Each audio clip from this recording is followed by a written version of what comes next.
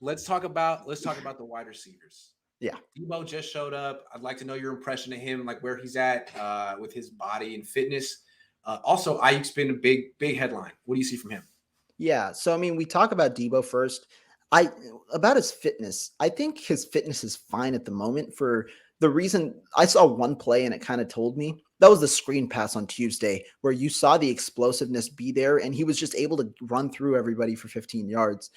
Now, yesterday was a really different practice for Deebo Samuel. He doesn't seem right now on the same page as Trey Lance. There was the first throw was a beautiful throw by Trey Lance, that 40-yard bomb, and it was to Deebo Samuel. It was over the left shoulder. Emmanuel Mosley was tailing him right on the right shoulder. It was over the left shoulder, and Deebo Samuel just dropped it. Again, I think I attribute it a little more to rust at this point, but you also have to indicate that Deebo Samuel had a drop issue last year. I'm not gonna say anything. It's freaking preseason and training camp and things like that. But overall, like when you talk about Deebo Samuel, right? You want to see that connection build. The one thing that I'll say that's optimism that gives optimism. Brandon Aiyuk and Trey Lance did not look that great on day 1 and day 2. Aiyuk struggled initially to win against the top 2 cornerbacks. Instead, he was winning against every other cornerback and catching passes from Sudfeld. But after that, you've seen how Aiyuk has been. The last 4 practices, he's been the best offensive player on the field. And so I'm hoping you see somewhat of a learning curve like that for Samuel because these players just turn it around fast. But then I want to see your thoughts on Deebo first, and then we'll go to Brandon Aiyuk. Deebo's hard to judge because he wears that T-shirt. He wears that long sleeve shirt or practice. You noticed it too? Yeah. Yeah, it's because like you could. I mean, he just got paid like AJ Brown and DK Metcalf. Those guys are always trying to show you how ripped they are, and Deebo's like, "Don't look at my body, please." It's like, really? You just got 60 million guaranteed, so it's hard to tell. I'm not going to judge. I mean, he looked like I was surprised he couldn't pull away from Emmanuel Mosley on that one play. That whole practice yesterday, I thought was kind of like, dude, you're the best player on the field. You should show that every day. What are you doing, man? Yeah. And the one thing that I'll say about that, like we talked about the connection right now, I still think maybe he's trying to master that route run to see where, because them two were working together on Monday when Samuel was first out, all the deep throws in warmups. Deebo and Trey Trey was telling him where to go, and then they were practicing during warmup. So maybe he's trying to master where exactly he wants to be and didn't focus too much. Maybe it's that. But then again, like you said, it was a little surprising. It's too early to tell with Deebo. With Aiyuk, though, he's been consistent every day. And so far, like, we're learning that he's become like this contested catch god. Like, he extends for some crazy catches. What do you see from his game in year 3? Aiyuk has been phenomenal. And this is like, we talk about Javon Kinlaw a lot when we talk about hasn't had an offseason. Aiyuk hasn't had a real offseason yet either.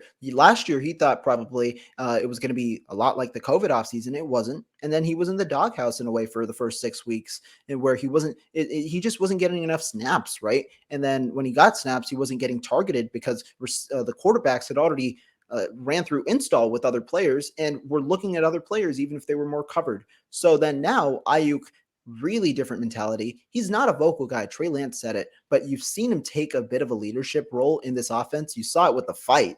He just fought Fred Warner. So yeah, I think he's sort of coming out of his shell. Yeah.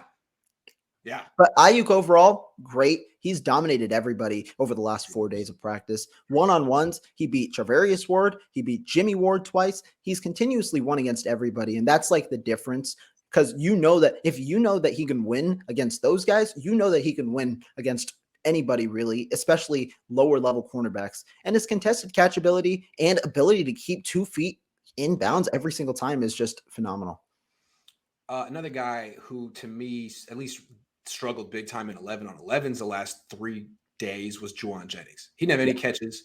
I didn't see all the one-on-one reps. What are you seeing from him? I mean, it's a tough match. One-on-one reps, and it's unfortunate because Juwan Jennings has continuously beaten cornerbacks in one-on-ones and just drops the pass. Yeah. Like, you've seen it twice. Yesterday it was against Samuel Womack. He just beat him with a really nice route. And then on the other day, it was Charvarius Ward. He beat him on a route. It was the exact same location. It was the left hash near the end zone. And he just dropped the ball with a bucket type of catch, and he just dropped it. And so maybe it's concentration. I don't know about that. But Jennings was you thought it was going to be a really good camp after the first couple of days because he was getting targeted 4 or 5 times a day. And then over the last 4 days or 3 days, Monday, Tuesday, Wednesday, he's been really quiet. You don't see targets much. And the most important thing is he's forgotten to like it's not that he's forgotten. He just failed to get in separation, hence the coverage sacks that we mentioned earlier.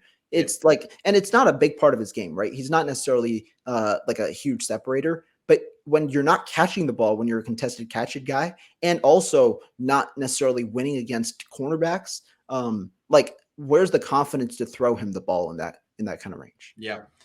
With Ray, I've had a tough time judging. I feel like he was limping through 2 practices and then he wasn't out there. I think he's hurt. So I don't even know. Yeah, he was out there. He finally got out there yesterday, right after not being there the days before. Ray, I think, honest, like I won't say it. I still think Juwan is he's going to be reliable as a slot 3 when he's going to be on the field in regular season, because I mean, you saw what he did last year. But Ray he's like a gadget guy. He's been used in so many different roles.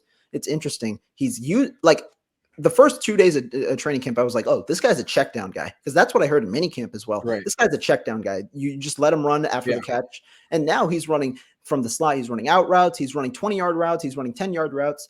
He's looked fine. He's looked good. He hasn't necessarily won too much on one-on-ones, but he's also been held. He's like he's like that underrated, like just guy that he's so small in a way, but he's also just so swift and fluid. I hope he gets a bigger role, but I don't know what the 49ers plans are so far. You said he's so small in a way. I was going to say he's the smallest wide receiver I've ever seen. Ever. Yeah. He's the littlest wide receiver I've ever seen in my whole life. Which is why you can understand the fumble issues, right? Because he's that small. He's that small. Yes. Nee says, great job, Rohan. Very informative. Outside tackles got worked out today. Maybe more bodies so more McKivitz can get. They were in for a workout. Okay. I'll figure out who that was. That's cool. Good to know.